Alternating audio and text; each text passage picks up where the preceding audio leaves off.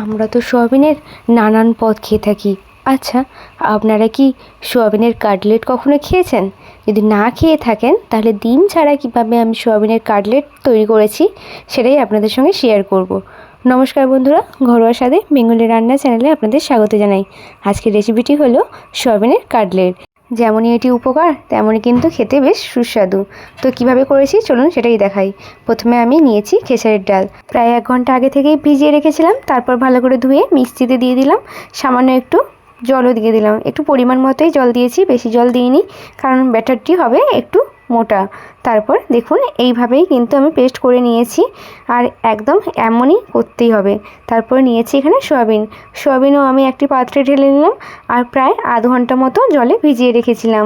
সোয়াবিনটা ভালো করে ভেজানোর পর তারপরে এটিও মিক্সিতে পেস্ট করে নিতে হবে। সঙ্গে আমি একটু আলুও অ্যাড করেছি, আপনারা চাইলে নাও দিতে পারেন।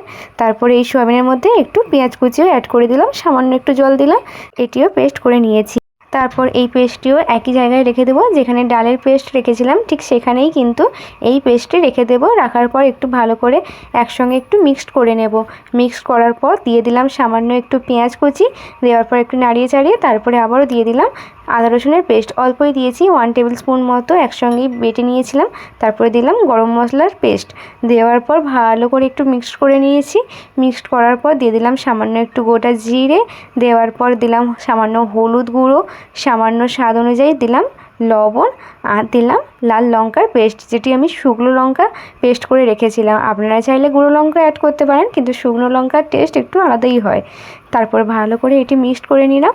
যেমন মিক্সড করতে হয় ঠিক তেমনভাবে করার পর সামান্য একটু ব্যাটারটা পাতলা হয়েছিল বলে, যার জন্য আমি 2 টেবিল স্পুন মতো একটু বেসনও অ্যাড করেছি।